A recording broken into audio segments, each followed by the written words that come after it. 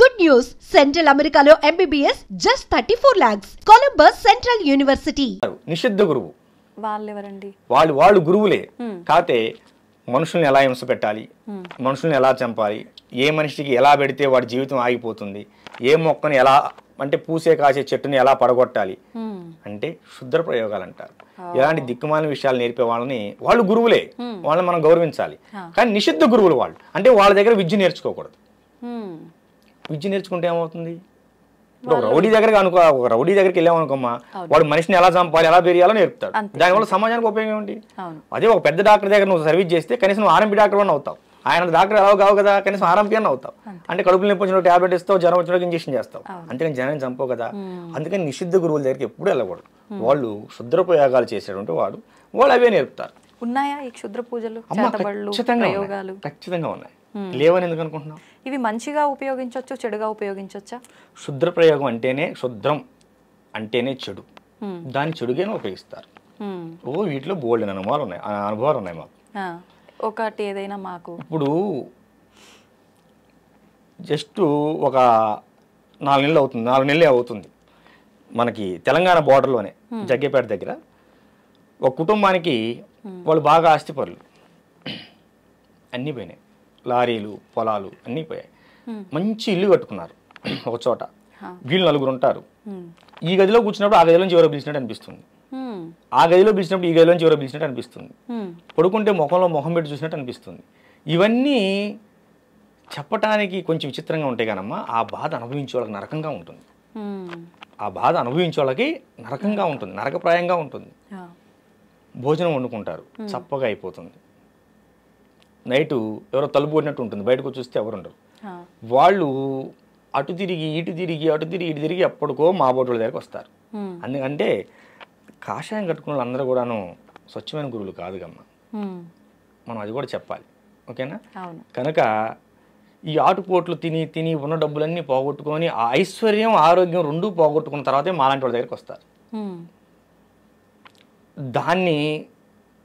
దాన్ని చండక్రియ అంటారు, చండా ప్రయోగం, చండ ప్రయోగం అంటారు. అంటే ప్రయోగాల్లో ఇది ఒక ప్రయోగం పేరా ఏంటి అసలు? ప్రేతోన్మాదం, భూతోన్మాదం, రక్తబేతాళం, చండ ప్రయోగం, ఇట్లా 108 రకాల ప్రయోగాలు ఉంటాయి. వాక్ స్తంభన, బుద్ధి స్తంభన, క్రియాస్తంభన, కట్టేయటం. ఇప్పుడు రక్తబేతాళం చేస్తే వాడి రక్తం తగ్గిపోతూ ఉంటుంది.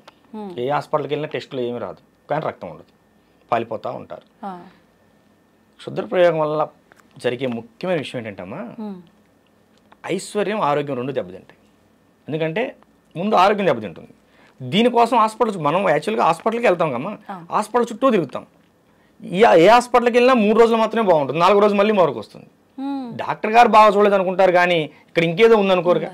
డాక్టర్ గారు ఎందుకు బాగా చూడరమ్మా? అందులో ఇవాళ రేపు అన్ని మూఢనమ్మకాలు అనే భావనలో ఉన్నారు కాబట్టి వెళ్ళిపోతారు. కానీ మూఢనమ్మకం కాదమ్మా, ఖచ్చితమైన నమ్మకం. కర్ణాటకలో ఇప్పుడు కూడా చేతబడుల మీద కేసులు కట్టే సెక్షన్లు ఉన్నాయి, మనం నిరూపించుకోవచ్చు. కానీ మన దగ్గర ఆ సెక్షన్ లేవు. అవి వస్తే బాగుంటుంది ఇప్పుడు కూడా. ఎందుకంటే ఇప్పుడు కూడా మనం చాలా చోట చూస్తుంటాం, మీరు చూడండి, మనుషులు బొమ్మలేసి ముగ్గులేసి వేస్తూ ఉంటారు, నిమ్మకాయలు పెడుతుంటారు. అలానే ఉంటున్నాయా విధానాలన్నీ ఈ చేతబడులకు సంబంధించినవి? కొన్ని అలా ఉంటాయి. శ్మశానంలో ఇంత బూడితో చేయొచ్చు. ఓకేనా? ఇప్పుడు శ్మశాన కాళి త్రైలింగ స్వామి వారు చేశారు. మరి ఆయన గారు మహా గొప్ప యోగి అయ్యారు, 300 సంవత్సరాలు బతికారు కాశీలో జల సమాధి అయ్యారు. కానీ సమాధి కాల, వెళ్తూ మాయమైపోయాడు పెట్టిలో.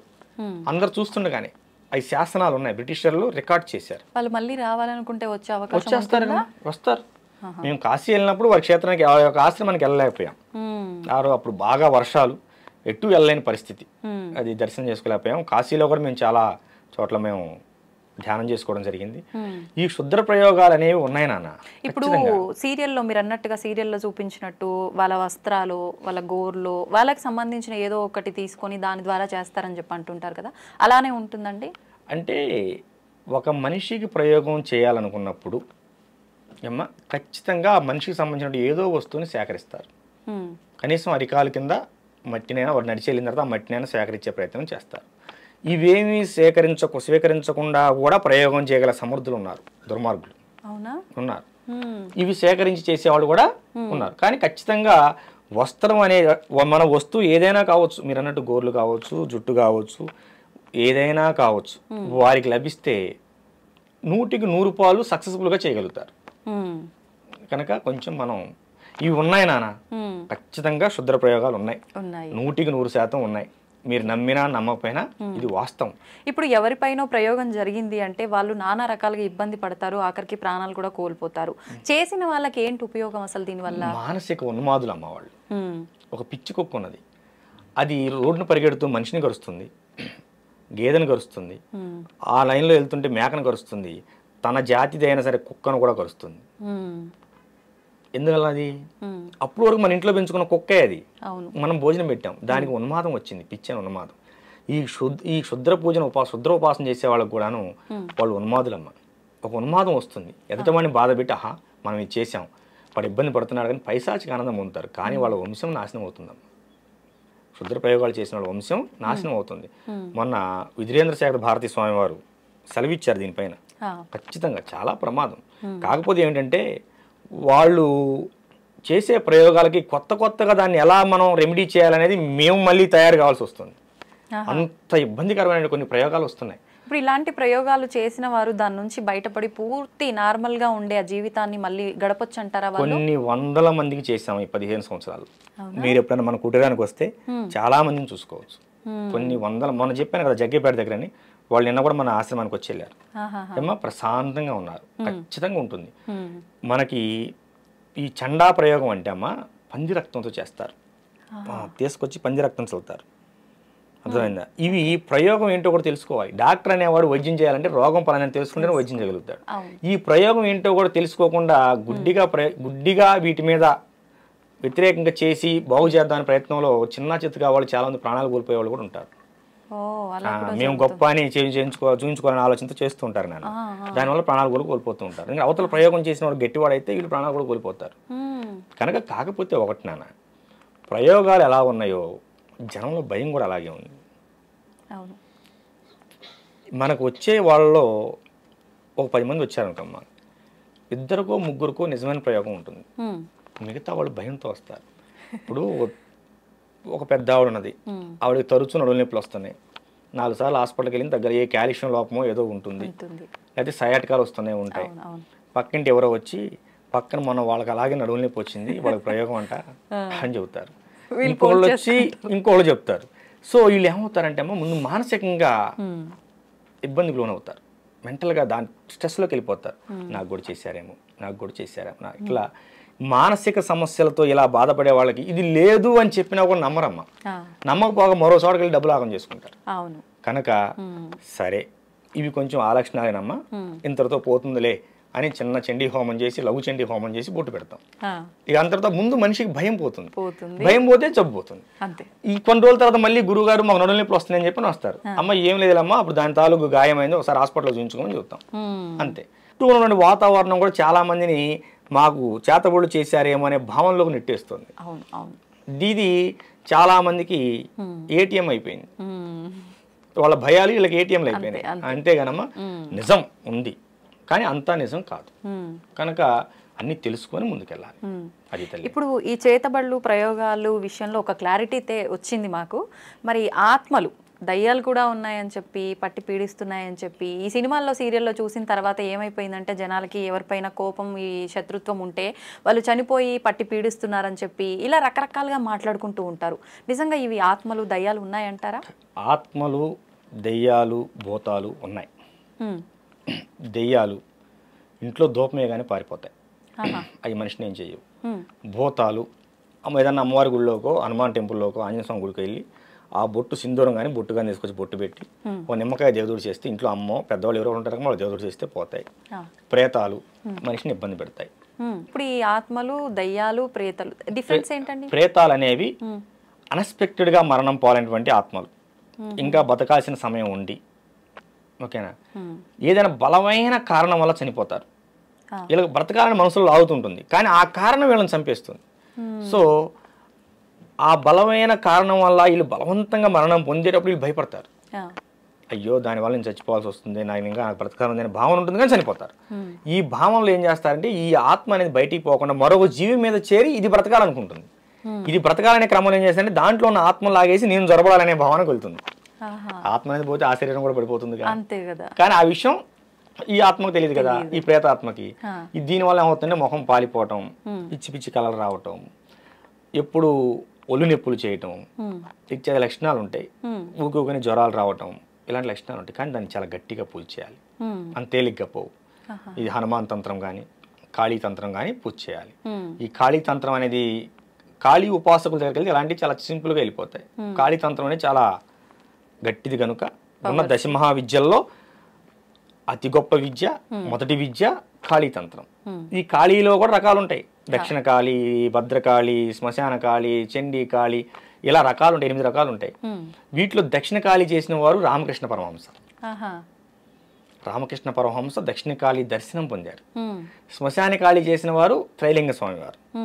త్రైలింగ స్వామి వారి తల్లి చనిపోయిన తర్వాత ఆయన శ్మశానంలో ఖననం చేసిన తర్వాత తల్లిని ఎక్కడైతే ఖననం చేశారో అక్కడే 10 సంవత్సరాల పాటు సాధన చేశాడు. 10 సంవత్సరాల అక్కడ నుంచి మన రాజమండ్రి అయినా మా ఆయన గారిది. అక్కడ నుంచి ఇక ఒక్కొక్క ప్రాంతం వెళ్తూ గురువు ద్వారా వెళ్ళిపోతూ కాశీలో స్థిరపడిపోయారు. 150 సంవత్సరాలు కాశీలో ఉన్నారు. 300 సంవత్సరాలు బ్రతికారని బ్రిటిష్ వారు గెజిటెడ్ నోట్ చేశారు. కాళీ సాధకులు. కాళీ అనేది చాలా శక్తివంతమైన సాధన. కానీ అమ్మవారు రూపం చూడడానికి భయంగా ఉంటుంది. కనిపిస్తారా సాధన చేసే వాళ్ళకి అమ్మవారు దర్శనం అవుతారా? వినిపిస్తారు కూడా. వినిపిస్తారు. ఇలాంటి ప్రశ్నలు అడుగుతారని ఇలాంటి వాటికి రాను నేను. ఎందుకంటే ఇది చాలా నిగూఢమైన అంశం. శాస్త్రం ఏం చెప్పిందంటే అమ్మ, సృష్టికారమైనటువంటి సంసారం, భార్యాభర్తల సంసారం 4 గోళ్ల మధ్య ఎంత గుట్టుగా సాగాలో అంతకి 100 రెట్లు గుట్టుగా ఒక సాధకుడి యొక్క సాధన సాగాలి అని చెప్పారు. ఇప్పుడు ఏం చేశారు, చిన్న పెద్ద అని తేడా లేకుండా అందరు దాన్ని బయట వేసే ప్రయత్నం చేస్తున్నారు. ఇది చేయండి వశీకరణ అయిపోతారు, లవంగాలు కట్టుకోండి డబ్బులు వస్తాయి, అందరు లవంగాలు కట్టుకుంటాంగా. అవునమ్మా, మీరు కూడా ఎన్ని చేయటం ఎందుకు? స్టూడియోలో కాసిన లవంగాలు 4 కుప్పలు పోసుకుంటే అందరికి వస్తాయిగా. అది కాదు నాన్న, సాధన ఖచ్చితంగా సాధన చేయాలి. దాన్ని ఖచ్చితంగా గురువు పర్యవేక్షణలో చేయాలి. ఎందుకు గురువు పర్యవేక్షణలో చేయాలంటే ఇప్పుడు ఎంబీబీఎస్ అయిన డాక్టర్ను కూడా మరో డాక్టర్ దగ్గర ట్రైనింగ్ పంపిస్తారు. ఎందుకని? నువ్వు పుస్తకాల్లో చదివింది వేరు, వాస్తవంలో చేసేది వేరు. ఎక్కడైనా సరే అమ్మా, గురువు ఏది చెప్పాడో అది చేయాలి. ఈ విషయం జాగ్రత్తగా వినండి. గురువు ఏది చెప్పాడో అది చేయాలి సాధకుడు, శిష్యుడు అనేవాడు. ఇప్పుడు కానీ ఒక్క విషయం నాన్న, కానీ గురువు ఏం చేస్తున్నాడో నువ్వు అది చేయకూడదు. గురువు ఏది చెప్పాడో అది చేయాలరా తల్లి, కానీ గురువు ఏం చేస్తున్నాడో అది చేయకూడదు. గురువు అన్ని సాధనలు చేసి పూర్తి చేసిన తర్వాత ఆయన ఏదైనా చేయగలడు. గురువు గారు చేశారని నేను చేస్తాను చేయకూడదు. గురువు ఏం చెప్పాడో అది చేయాలి. నా గురువు నాకు సగం వరకు నన్ను యోగి పూర్ణచంద్ర మహారాజు గారు నడిపించి లింగైక అమ్మవారి లలితాదేవిలో ఐక్యమైపోయారు. 2 సంవత్సరాలు బాధపడ్డాను. నాకెట్లా ఏంటిది ఏంటిది ఏంటిది అమ్మవారిని విపరీతమైన సాధన చేశాను, కాళీ సాధన. మరి నా గురువు నాకు నేర్పేళ్ళాడు కదా, అన్ని అసంపూర్ణంగా ఉండిపోయాయి. నా జీవితం ఎట్లా, నా జీవితం ఏంటంటే ఒక చోట వేద సదస్సు జరుగుతుంది. వేద సదస్సుకు నన్ను కూడా ఆహ్వానించారు. హిమాలయ బాబా ఆయన గారు కూడా హిమాలయాల నుంచి వచ్చారు. అక్కడ సిద్ధయోగి గారు వచ్చారు. సిద్ధయోగి గారు వచ్చినప్పుడు అక్కడ నేను స్పీచ్ ఇచ్చాను. ఇట్లాగే స్పీచ్ ఇచ్చి పక్కన కూర్చుంటే, నువ్వు బాధపడకు, గురువు లేడని నువ్వు బాధపడకు, రా అని చెప్పి నన్ను చేయబట్టి గదిలో తీసుకెళ్ళి, మా బాబు కూడా ఉన్నాడు అక్కడ, లోపల తీసుకెళ్ళి భోజనం పెట్టారు. మొట్టమొదటిసారి నాకు భోజనం పెట్టి గురువు గారు నన్ను శిష్యుడిగా అంగీకరిస్తారా అని అడిగాను. చూద్దాం, అలా అడగకూడదు అన్నారు. తర్వాత ఎన్నో పరీక్షలకు నెగ్గి, ఆ పరీక్షల్లో నెగ్గిన తర్వాత ఈ కాళీ సాధనని గురువు గారు నాతో పూర్తి చేయించారు. ఎటువంటి పరీక్షలు మేము తెలుసుకోవచ్చా? అవి చెప్పిన అర్థమయ్యాయి కావు. ఓకేనా? ఒక గురువు శిష్యుడికి ఏ విధంగా పరీక్షలు పెడతారనేది ఆ క్షణంలో ఆ టైంలో ఏదైనా పెట్టవచ్చు. అంతే. దారిని వెళ్తూ మనం వదిలిపెట్టి వెళ్ళిపోవచ్చు. గురువు వచ్చిన దాకా నిలబడాలి మనం. లేదా గురువు గారు నేను పలానా ఉన్నారు రమ్మంటే అప్పుడు వెళ్ళాలి. ఇలాంటివి చాలా ఉంటాయి.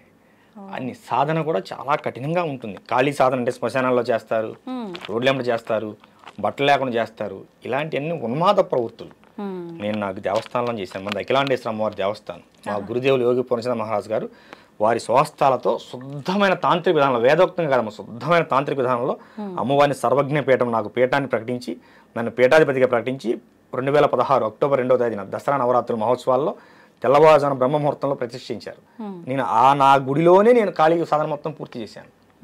ఎన్ని సంవత్సరాలు పట్టింది మీకు సాధన కంప్లీట్ అవ్వడానికి? 2007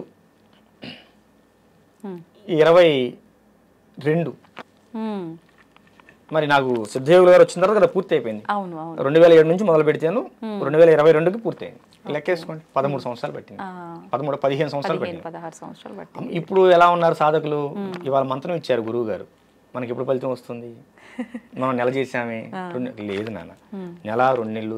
అసలు మనకు ఒక దేవతా మంత్రం మనకు అర్థం కావాలంటే అమ్మ, నువ్వు ఆగకుండా రోజుకు 3 గంటల చొప్పున 180 రోజులు సాధన చేయాలి, జపం చేయాలి. అప్పుడు నీకు ఆసనం అంటే ఎలా కూర్చోవాలో అర్థమవుతుంది. అర్థమైందా? కూర్చునే విధానం కూడా ముఖ్యమా? చాలా ముఖ్యం నాన్న. అంటే అది కంప్లీట్ మీరు ఉపాసన పరులుగా ఉన్న వాళ్ళక, మాలాంటి సామాన్యులకు కూడానా? ఎవరైనా ఒక మంత్ర సాధన చేయాలంటే ఆసన శుద్ధి కావాలి, ఆత్మశుద్ధి కావాలి, శరీర శుద్ధి కావాలి. గురువు శరీర శుద్ధి చేసి నీకు మంత్రాన్ని ఇస్తాడు. ఈ మంత్ర సాధనలో ఇన్నాళ్ళు దీన్ని చెయ్యి అంటాడు, చేయాలి. చేస్తే అప్పుడు మనం ఆత్మశుద్ధి శరీర శుద్ధి సాధించుకున్నాం అనే విషయం మనకు ఎలా తెలుస్తుందంటే, అక్కడి నుంచి ఇంకో మెట్టు ఎక్కిస్తారు గురువు సాధనలో. లేదు నానా, మా గురుదేవులు నన్ను బంగారం అంటాడు. లేదు బంగారం ఇంకా చేయాలి అంటే చేయటమే. అంటే మనం ఎక్కడో పొరపాటు చేసాము. వారాహి సాధన 40 రోజులు ఇచ్చారు దీక్ష, నాకు 6 నెలలు చేయించారు. ఇంకా అవ్వలేదు దీక్షలో, వారాహి దీక్షలోనే ఉన్నాను నేను. అవునా? రేపు పౌర్ణానికి అవుతుంది, పౌర్ణానికి పూర్ణం అవుతుంది అన్నారు నిన్నే గురుదేవులు. 40 రోజులు దీక్ష, మండల దీక్ష కాలమని వారాహి దీక్ష ఇచ్చి 6 నెలలు చేయించారు. ఎందుకని? మీరు లోపం చేస్తున్నారా లేదంటే ఏంటి? ఎందుకని అనే ప్రశ్న గురువును అడగకూడదు. అడిగిన రోజు నువ్వు శిష్యుడిగా పనికిరావు. ఒకవేళ మీకేమైనా అర్థమైందా ఎందుకు ఇలా జరుగుతోంది అని గురువు గారిని ప్రశ్నించకపోయినా? అంటే వారాహి దీక్ష అనేది శక్తి దీక్ష. అంటే మనకు బాడీ గార్డ్. నాకు భవిష్యత్తులో ఆమె అవసరం ఎక్కువగా ఉన్నదేమో. ఇప్పుడు ఈ ఆధ్యాత్మిక ప్రపంచంలో, లౌకిక ప్రపంచంలో శత్రువులు కనిపిస్తారు నాన్న, ఆధ్యాత్మిక ప్రపంచంలో శత్రువులు కనిపించరు. కనుక ఆధ్యాత్మిక ప్రపంచంలో నాకు భవిష్యత్తులో ఏమైనా శత్రు బాధలు ఉంటాయేమో శత్రువుల వలన, కనుక అది నా వరకు చేరకూడదంటే ఏమని చేయవలసి ఉంటుందేమో. నాకు అసలు ఆలోచన కూడా లేదు. గురువుగారి వారాహి నవరాత్రులప్పుడు గురువుగారికి ఫోన్ చేశారు, నాన్న నీ వారాహి దీక్ష ఇస్తున్నా, మొదలుపెట్టాం. 41 రోజులు అయిపోయింది గురుదేవా అని ఫోన్ చేశాను. మెసేజ్ పెట్టమే, వాళ్ళు స్పందిస్తే మనం తిరిగి ఫోన్ చేయాలి, అంతేగాని ఫోన్ చేయకూడదు. మెసేజ్ పెట్టాము, అందులోంచి మెసేజ్ నాకు ఫార్వర్డ్ అయింది, నాన్న నీ దీక్షను 6 నెలలు పొడిగించాను, చేసుకో. మరి అంత కఠినంగా ఉంటుంది వారాహి దీక్ష అనేది. మరి 6 నెలల నుంచి చేస్తున్నాడు, చిన్న విషయం. దీక్షలు అనేవి గురుముఖంగానే తీసుకోవాలి, గురువు ఆధ్వర్యంలోనే చేయాలి, గురువు ఆధ్వర్యంలోనే దాన్ని ముగించాలి దీక్ష. అప్పుడు నువ్వు సాధకుడిగా శక్తిపరుడు అవుతావు. నేను మంత్రం చేశాను నాకేం తెలియలేదు, నేను కొన్ని రోజులు సాధన చేశాను నాకు తెలియలేదు, లేకపోతే మేము 10 సంవత్సరాలు సాధన చేస్తున్నామని ఎర్రబట్టలు కట్టుకుంటే ఏమీ లేదు. ఏమా ఇప్పుడు కెమెరాలో చిప్పు లేకుండా ఎంతసేపు వీడియో తీస్తే ఉంది అంతే. ఇప్పుడు కొంతమంది ఒక 6 నెలలకు సంవత్సరానికి ఫేడ్ అవుట్ అయిపోతూ ఉంటారు. ఎందుకని? ఏదో కాస్త కూర్చి చేసినటువంటి శక్తి సాధనా ఫలం అని నీ చుట్టూ కొంత ఆరాం ఉంటుంది. ఈ లౌకిక ప్రపంచంలో కొన్ని రోజులు నువ్వు మెరుస్తావు. తర్వాత ఒక గురువు అనేవాడు నాన్న నిత్య సాధకుడై ఉండాలి, నిత్యం సాధన చేస్తూనే ఉండాలి. దీపం అనేది వెలుగుతూ ఉంటేనే మరొక దీపాన్ని వెలిగించగలదు, చీకట్లో నీకు దారి చూపించగలదు. గురువు అనేవాడు నిత్యం వెలుగుతూనే ఉండాలి, అంటే నిత్యం సాధన చేస్తూనే ఉండాలి. ఇది మా గురుదేవులు మాకు చెప్పినటువంటి మాట. మా పూర్ణచంద్ర మహారాజు గురుదేవులు కానీ సిద్ధయోగులు వారు కూడా చెప్పినటువంటి మాట. పూర్ణచంద్ర మహారాజు గారి యొక్క సాధనలో ఉన్నప్పుడు కొంచెం ఉద్వేగంగా ఉండేవాడిని, ఆవేశపూరితంగా ఉండేవాడిని. సిద్ధయోగి గారి శిష్యరేఖంలోకి వచ్చిన తర్వాత, శిష్యుడుగా నన్ను అంగీకరించిన తర్వాత, నేనంటంగా శిష్యుడికి వారు అంగీకరించిన తర్వాత, మొట్టమొదటిసారి ఒక గురువుగా వారిని దర్శించుకున్న తర్వాత నాలో వచ్చిన మార్పు, నా యొక్క ఆవేశం అనేది కానరాకుండా పోయింది. గురువు గారు కూడా అలానే ఉంటారు కదా శాంతంగా. అంటే మీ విషయంలో కూడా అలానే ఉంటారా? మా అందరితో అలా ఉంటారా? లేదమ్మా, చాలా కఠినంగా ఉంటారు శిష్యుల విషయంలో. ఏది చెప్పారో అది చేయాలి అంతే. అలా ఇప్పుడు తండ్రి ఎందుకు కోపడతాడు? బిడ్డ బాగుండాలనే కదా. కానీ చాలా ప్రేమగా ఉంటారు.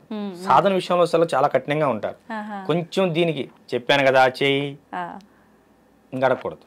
మొన్న నాతో చెప్పారు, ఇలా మీ పేరు చెప్పి నా శిష్యుడే అమ్మా, ఇలా మీరు అందరితో ఇలానే ఉంటారా? నాన్న తల్లి బంగారం అని పిలుస్తుంటారు నన్ను కూడా. బంగారం అని అంటారు. నేను మీరు ఇంతే ప్రేమగా ఉంటారా? మామూలుగా శిష్యుల విషయంలో కూడా అలా ఉంటే వినరు కదా, మీ శిష్యులు ఎలా ఉంటారని నేను అడిగాను అనమాట. లేదు నాన్న, సందర్భం వచ్చినప్పుడు మాత్రం ఎంత దండించాలో అంత దండిస్తాను, నేను దండిస్తున్నా అనేది కూడా వాళ్ళకు అర్థం అవ్వకుండానే నేను ఒక మాటలోనే అర్థమయ్యేటట్టుగా తెలియజేస్తాను అని చెప్పి నేను అనుకున్న ఆ రోజు ఈ క్వశ్చన్ మిమ్మల్ని ఖచ్చితంగా అడగాలని మాటల్లో మీరే ఆ మాట తీసుకొచ్చారు. ఖచ్చితంగా దండిస్తారు. ఒక కార్యక్రమానికి వెళ్ళాం, ఈ హైదరాబాద్ దగ్గరికి, వరంగల్ దగ్గరికి వచ్చాం. గురువు గారు ఉదయం టిఫిన్ చేయరు, అల్పాహారం స్వీకరించరు. అక్కడ కార్యక్రమం జరుగుతుంది, ఒక హోమం జరుగుతుంది, ఒక 15 రోజుల క్రితం. అందులో నాతో ఒక హోమం చేయించాలని చెప్పి ముందుగానే ఇంటిమేషన్ ఇచ్చారు. నేను ఖాళీ చదవకుండా కదా, ఖాళీ హోమం నాతో చేయించాలి, నాన్న నువ్వే వచ్చి హోమం చేయాలన్నారు. చేశాను, వెళ్ళాను, అందరం వెళ్ళాం. అక్కడ నా శిష్యుడు ఉన్నాడు ఆ ప్రాంతంలో. నేను అలాగని నా శిష్యుడు నన్ను ఎత్తుకుంటూ వచ్చాడు. వచ్చినారు నా కోసం ఆ శిష్యుడు ఏం చేశాడు, ఉదయాన్నే అల్పాహారం తీసుకొచ్చాడు. ఇక్కడ ఈ గురువుగారు ఏం చేశారు, గురువుగారు నా కోసం టిఫిన్ చేయించారు. ఆ రోజు ఎప్పుడు లేని ఆ రోజు ఆశ్రమంలో టిఫిన్ చేయించారు భక్తులందరికీ. నా శిష్యుడు వచ్చాడు, వాడు ఉదయాన్నే టిఫిన్ చేయండి, నాకు టిఫిన్ చేయడం అలవాటు, నన్ను ఉదయాన్నే అల్పాహారం తీసుకోవడం అలవాటు, వాడి కోసం టిఫిన్ చేయండి అని చెప్పారు. ఆ విషయం నా దాకా రాలేదు. నా శిష్యుడు తీసుకొచ్చిన టిఫిన్ నేను చేశాను. ఏం జరిగింది అప్పుడు? ఏదైనా జరగండొచ్చు, ఏదో పెద్దగా జరుగుంటది. బయటికి వెళ్ళిపోవన్నారు, పాదాల మీద పడ్డాను. తర్వాత చెప్పారు, మీకోసమే చేయించారు అల్పాహారం, మీరు చేయలేదు అని. భోజనానికి వంట అయ్యేంత వరకు ఉండి ముందుగా నేనే భోజనం చేసి బయటికి వెళ్ళాను. తగ్గించాను. ఎందుకంటే అమ్మ, గురువులు ఏదైనా, గురువు అంటే తల్లి తండ్రి ఇద్దరు ఉంటారమ్మా. గురువులో తల్లి ఉంటుంది, తండ్రి ఉంటాడు, ప్రేమ ఉంటుంది, మనకి కోపం కాదు, అది క్రమశిక్షణ ఉంటుంది. అంతే, ఒక మంచి మార్గంలో తీసుకెళ్ళడానికి ఉంటుంది. ఇప్పుడు నా గురువేగా నన్ను ఇక్కడ కూర్చోబెట్టింది. అవునా, ఇప్పుడు నా మీద ఎంత నమ్మకం ఇక్కడ కూర్చోబెట్టగలిగారు, నేను ఆ నమ్మకం నిలబెట్టుకోవాలి కదా. అందుకని గురువుని ఎప్పుడు కూడా అనుసరించండి, అనుకరించొద్దు. అనుకరించొద్దు అంటే ఇప్పుడు ఒక గురువుకి ఇందాక చెప్పిన విధానం ఆయన చేస్తున్నది మనం చేయకూడదు. ఇప్పుడు ఒక గురువుకి ఎంతవరకు గడ్డ ఉందని నువ్వు కూడా గడ్డం పెంచొద్దు. నీ గురువు గోచి పెట్టుకొని తిరిగారని నువ్వు కూడా గోచి పెట్టుకొని తిరగొద్దు. ఓకేనా, నీ గురువు గంజా తాగారని నువ్వు గంజా తాగొద్దు. నీకు సాధనలో నీకు ఇది చేయమని చెప్పాడు కదా, అదే చెయ్యి. గురువు ఏమి చెప్పాడో అది చెయ్యి, గురువు ఏం చేస్తున్నాడో అది చేయదు. ఇది నా గురుదేవులు నాకు చెప్పిన మాట. నేను అందరికీ ఈ టీవీ షో ద్వారా బయటకు వెళ్తాం కనుక అందరికీ చెప్తున్నాను, గురువుని అనుకరించొద్దు, అనుసరించండి. గురువు చెప్పింది మాత్రమే చేయండి, గురువు చేసేది ఎప్పుడు మీరు చేయకండి. గురువు చేసేది నువ్వు చేసావా, నీ పతనం అక్కడే ప్రారంభమైంది. ఇప్పుడు ఎలక్ట్రికల్ ఇంజనీర్ అమ్మా, ఆయన కరెంటు ఏ వైర్ ఎక్కడ పెట్టాలో ఆయన తెలుసు, ఆయన పట్టుకొని పెడతాడు, స్క్రూ డ్రైవర్ కూడా లేకుండా పెడతాడు. నేను నిన్న కదా మొన్న ఐటీఐ స్టూడెంట్, నేను పట్టుకుంటే కుదురుద్ది, ఒక దాంట్లో ఒకటి పెడితే నువ్వన్న పోతావు, లేకపోతే మొత్తం బ్లాస్ట్ అయిపోతుంది. కనుక గురువుని అనుకరించొద్దు, అనుసరించండి. గురువులు యోగులు అనగానే చేతిలో ఖచ్చితంగా ఏదో ఒక దండం అనేది ఉంటుంది. అది మీరు చేసిన సాధనలను బట్టి ఆ దండం అనేది ఒక్కొక్కరికి ఒక విధానం ఉంటుందా, ఎలా ఉంటుంది? చాలా వరకు అందరి చేతిలో త్రిశూలం ఉంటుంది, లేదు అనంటే ఒక కట్టె లాంటిదే ఏదో ఒక దండం ఉంటుంది ఒక ఆకారంలో. మీ చేతుల్లో చూస్తే ఎవరి చేతిలో చూడని రకంగా పామునే పట్టుకొని వచ్చినట్టు సుబ్రహ్మణ్య స్వామిని చూస్తున్నామా ఏంటి అనిపిస్తోంది. ఏంటండి? ఇప్పుడు చేతిలో ఉండేవాడిని దండ అంటారు, ఏకదండ, త్రిదండ, త్రిదండ అని ఉంటాయి. స్వామీజీలో ఇవి వేరు. ఏమా, శక్తి ఉపాసకులకి చేతిలో త్రిశూలం ఉంటుంది, అది వాళ్ళు అమ్మవారి పూజలో పెట్టుకుని బయటకు వచ్చినప్పుడు వాళ్ళు నెగిటివ్ ఆర్ ఏదైనా ఉన్నప్పుడు వాళ్ళ దగ్గర ఉంటారని చూస్తుంది. ఇది వచ్చేసి నాగాస్త్రం నాన్న. ఇది మా గురువులు దాదాపుగా రాజశ్యామల లాంటి మహాయాగాల్లో కూడా పెట్టి దీన్ని అనుష్ఠానపరిచి మాకు బహుకరించారు. ఇది నాగాస్త్రం, దీనితో నాగబంధం కూడా వేయగలం, నాగబంధం కూడా వేయగలం. ఇది ఉన్న చోటకి నెగిటివ్ ఆరా రాదు. కనుక దీన్ని మొన్న ఇందాక చెప్పాను కదా, ఇళ్లలోకి వాళ్ళ ఇంట్లోకి మనుషులు కూడా వచ్చి తిరుగుతున్నట్లుగా ఉంది భావన అని చెప్పి ఆ ఇంట్లోకి తీసుకెళ్ళాను, మళ్ళీ ఇవాళ ఇక్కడ తీసుకొచ్చాను. బయట ప్రపంచంలోకి ఎక్కడా లేదు, తీసుకెళ్ళాం. తప్పనిసరి అయితే తప్ప ఈ నాగబంధం అనేది బయట ప్రపంచంలోకి రాదు, అసలు కనపడదు. తీసుకెళ్ళాం, అంత అవసరం ఉండదు. మన అవసరం అనుకున్న చోటకి ఇది తప్పదు అనుకుంటేనే ఇక్కడికి పోవాలి.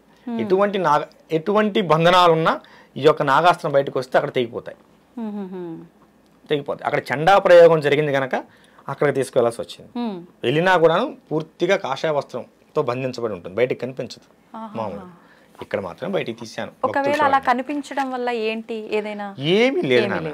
అయితే వాళ్ళకి అదేంటో తెలుసుకోవాలని కుతూహలత పెరుగుతుంది. కనుక మనం వెళ్ళిన విషయం పక్కకి వెళ్ళి ఈ విషయం గురించి ఎక్కువ చర్చించాల్సి వస్తుంది. కనుక బయట ప్రపంచం చూడటానికి ఉండదు. ఇది గురుదేవులు ఇచ్చినటువంటి ఆజ్ఞ. ఎక్కడైనా సరే బయట ప్రపంచంలోకి వెళ్ళినప్పుడు ఖచ్చితంగా వస్త్రంతో పూర్తిగా నిండి ఉండాలి. సామాన్యుల ముందు ఎక్కడా కూడా బయట ప్రపంచంలో ఉండకూడదు. అత్యవసరం అయితేనే దాన్ని వినియోగించు అని గురుదేవులు ఆజ్ఞ ఇచ్చారు. రాజశ్యామల యాగం పూర్తి చేసిన తర్వాత దీన్ని నా చేతిలో పెట్టారు మన సిద్ధయోగి గారు, మా గురుదేవులు, వారి కృప.